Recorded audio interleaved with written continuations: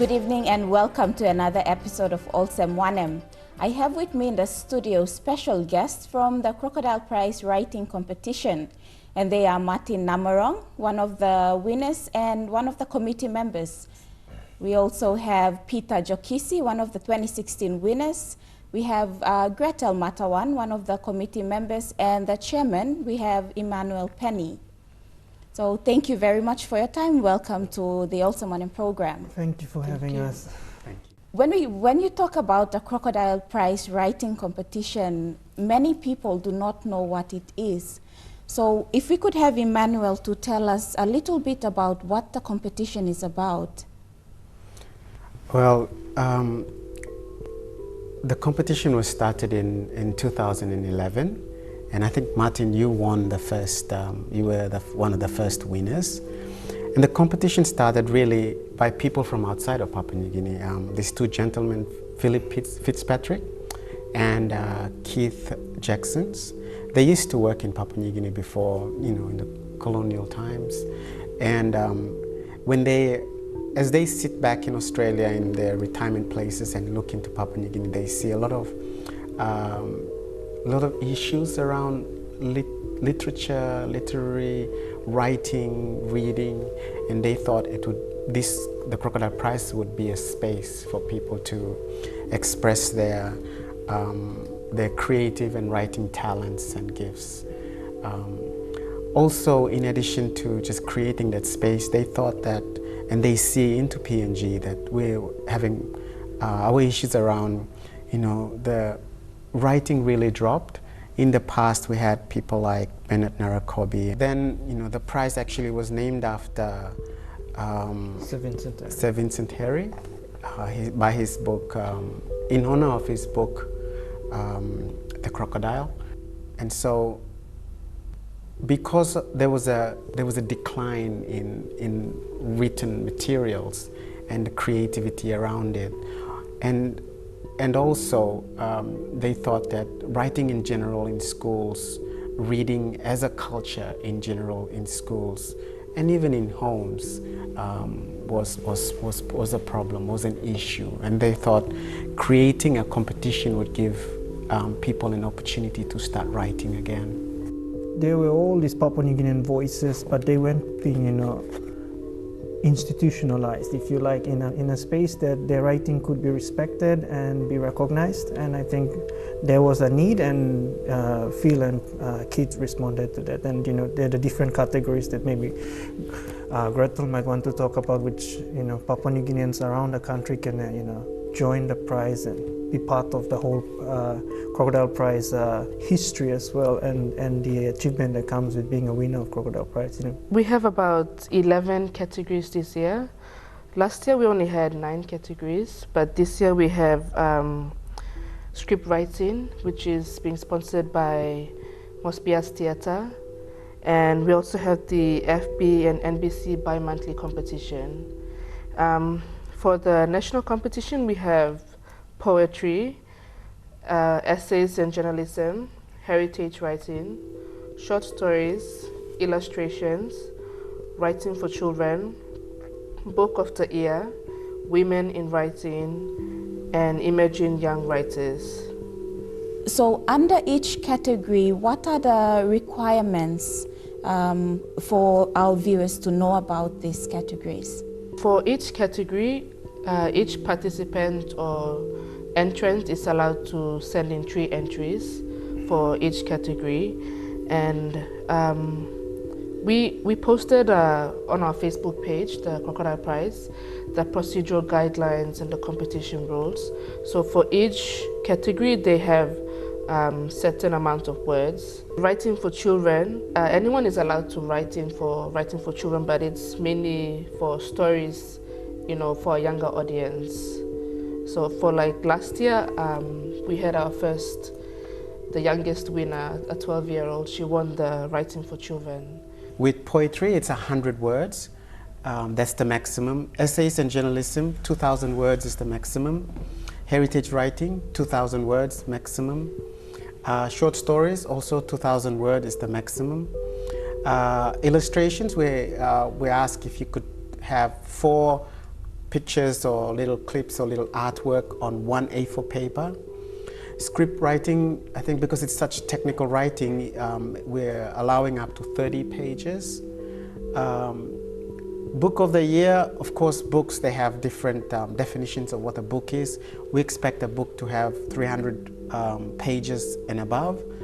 Women in writing and emerging young writers are chosen from all the different entries that come in, because you know, there could be a story that really brings, put a spotlight on the author or the entrant, or that the entrant has some potential that the committee, the judges, and people that are supportive of the work feel that this could really give this person the opportunity to do well.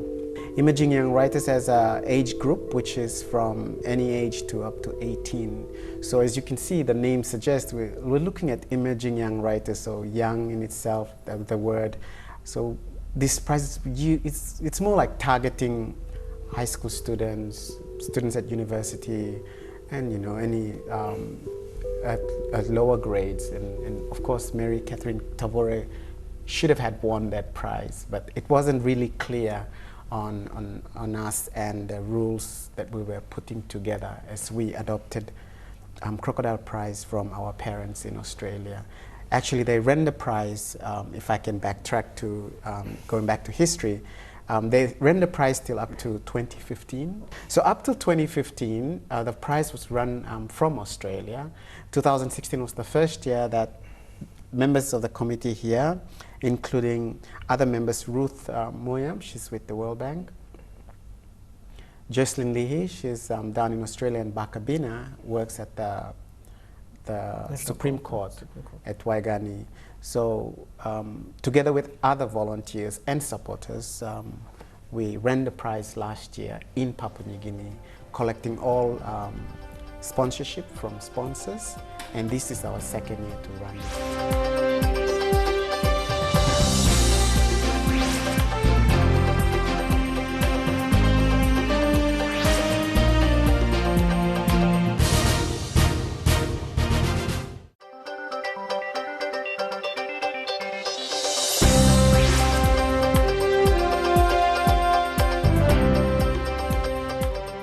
Over the years, since the establishment of the Literary Crocodile Prize Writing Competition, what can you say about its progression? Yeah, I think looking back from 2011 till now, I think we've really grown in the recent times. There were some difficulties previously when Keith and Phil wanted to hand over the prize to Papua New Guineans. I think it almost collapsed in 2014 or 2013, around there, and had to be rescued. We've had actually 2 successful years by the prize being run by Papua New Guineans. So in 2015, the Simbu writers, so big shout out to the Simbu writers in Kundiawa, they took the prize all the way to Kundiawa and they flew in the winners and everything. So it was a big event up in Kundiawa, the Crocodile Prize in 2015. And then 2016, obviously, Emmanuel and this committee took over. So I think it's growing from strength to strength, and the Papua New Guinean ownership of the prize is what's, I think, really amazing about it. It's now wholly Papua New Guinean run, and the judging of the writing is by Papua New Guineans, the contribution of writings by Papua New Guineans. So I think this is something, it's an achievement for literature in Papua New Guinea. Despite the fact that we're a country with low levels of literacy, I think there's a group of Papua New Guineans across the nation who are very articulate, who are very lucid in the way they write, whose writing resonates with an audience around the country. And that's an amazing thing to capture in the Crocodile Prize, and that's something that I'm really excited about. What can you say about the variety of entries? And I understand you're one of the 2016 winners as well, so congratulations. Thank you. And can you tell us a little bit about how you see the variety of writings that come in, as well as tell us a little bit about the writing that you did and won yourself the 2016 award? All right. I get 10 entries into the competition for 2016.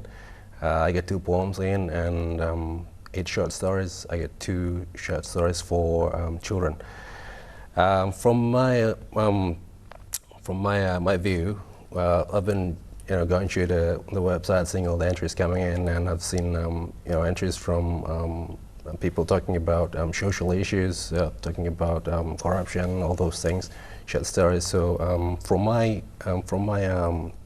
my writing, I wanted to be a little bit unique in my writing. I wanted to be go away from that the trend. So from one of the judges, I heard him said my writing was unconventional. Went a bit out. So I think that's what I wanted when I submitted my entries. Yeah. So yes, for the varieties of the writing that came in, I think we got thousands of entries coming in. So I was thinking, how would I make my writing stand out? I want to grab the attention of the judges. So my writings were, I really wanted to concentrate about the technicality of my writing. It's not really about the story, but I wanted to work on my dialogues, how I can write dialogues and then develop my characters. And that's from my entries. You'll see I'm trying to make 2 characters talk with each other and try to see how I could work my dialogue. Yeah. What actually inspires you to write? I think the biggest thing is creativity for me. It's this ability to create something from a pencil and a paper, just like that. You get a pencil, you get a paper, and you create something. You create a whole new world. My favorite genres is science fiction and fantasy. So I get in there and I created my own characters, created my own world, and I think that's what inspires me. Walking around, seeing people and seeing the things around me, the world around me, and I have this. I wanted to create something, and that's what inspires me to write.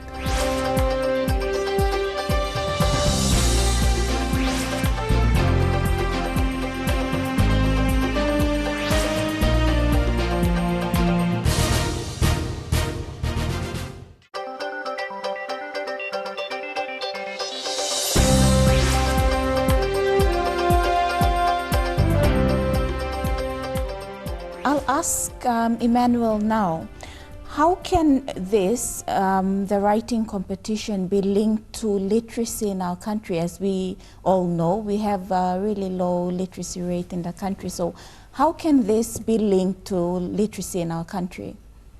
Well, writing does many things. And like I always say when I go and present Crocodile Prize, I always say that if one has to start writing or one wants to write, automatically it propels them to read. And the better reader you are, or the more you read, you open your mind to different worlds and different ideas, and it inspires different areas of your writing. Also, you learn skills and how to present your creativity. So the competition writing makes people read, which is a great thing. The other thing, writing, makes you think about things, make you observe and look at things around you and get inspired by them. And when you observe, you actually think and reflect and do some sort of analysis, so you think about things. And that is already the beginning of research and already the beginning of thinking about things and looking for solutions. So that's literacy in itself.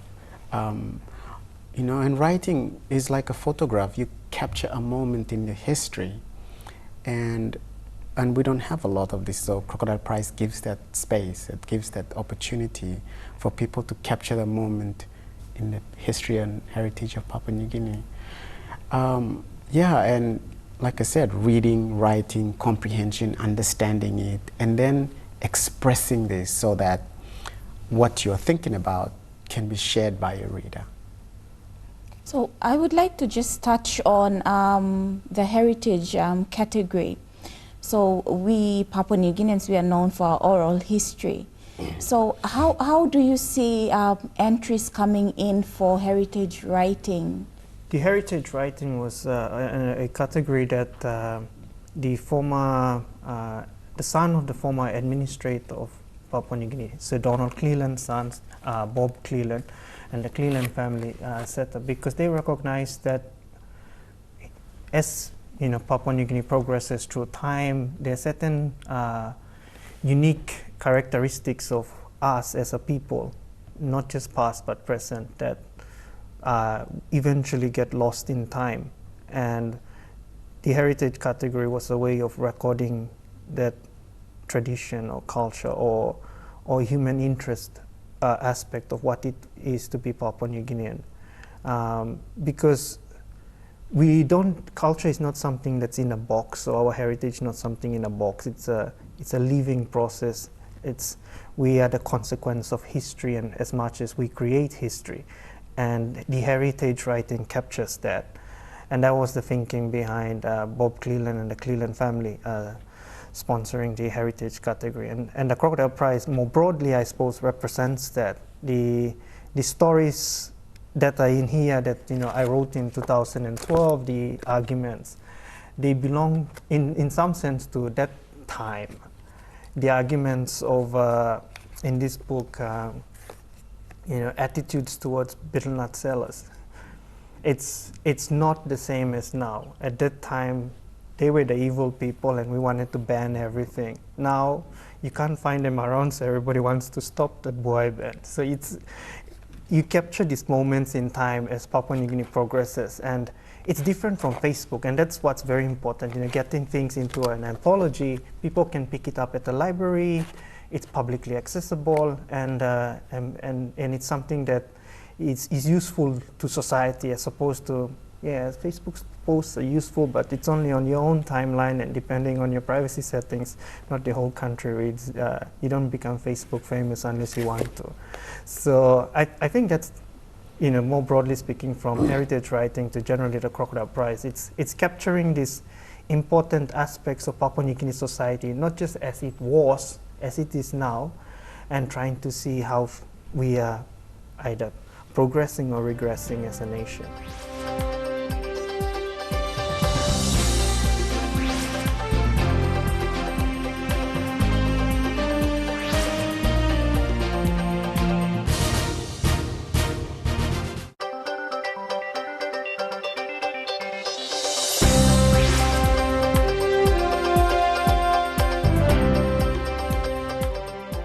I could ask Emmanuel to tell us about the plans for the Crocodile Prize for the year 2017. 2017 will be an exciting year because we learned a lot from 2016. So already we can see the fruits of the learning process that we went through. We're going to go in a big way, and thank you MTV. We're here now, and in the last 6-7 years, nobody talked about. People didn't see things on TV. So this is one of the many things that we're doing, is by spreading the awareness and getting people and encouraging them. And to encourage them, we set up the Facebook page, which is the Crocodile Prize, or the Crocodile Prize. Like us, and you'll follow all the information that we disseminate. We also are thinking of doing 2 writers' workshops. One specifically to, again, review our learning around writing scripts, because it's a very critical and very technical writing.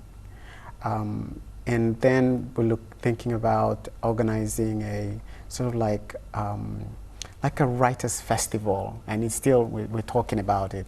But of course, most of this depend on the funding aspect. We also have 2 new categories, so that's new and that's big, and that's something we'd like to do this year. But we'd really like you Papua New Guineans out there to write in, and tell your story. It's there. So that's a really big. That's a really big plan for this year, is to get more Papua New Guineans to write more stories in. So if viewers out there watching, and if they want to send in their entries, where do they send their entries to, if you could tell them about that? You can send in, you have to request for an entry form. Send an email to crocprize@gmail.com, and an entry form will be sent to you. You fill up the entry form and you attach your literary piece with the entry form and send it into crocprize@gmail.com. This is something that is an award that's a national literary award that can change people's lives, and it's an opportunity for Papua New Guineans to have their work captured formally, but also an opportunity for what you talked about, a very oral culture, to have that oral history recorded formally as well and be documented in an anthology.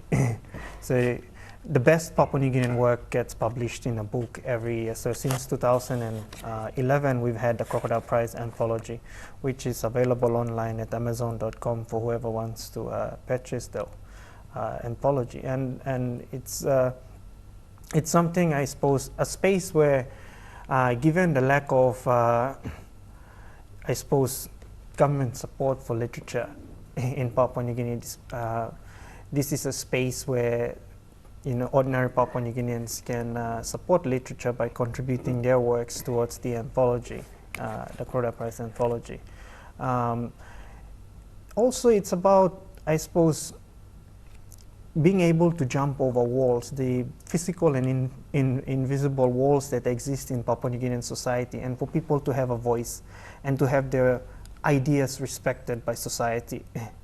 Particularly if a piece of work gets given the Crocodile Prize award, that's recognition for an idea that is recognized as something useful to the development of this country. So I think this is a space where different people can meet, different voices can be had, but also hopefully it bridges that gap between the voices at the margins and the voices at the centers of power, and how we have dialogue. One of the things is, there's so many spin-offs from the Crocodile Prize itself. We've had My Walk to Equality, which you've had your work featured in. It came out of, a spin-off where Crocodile Prize winners and writers, contributors went up to the Brisbane Writers Festival last year. I was part of the team.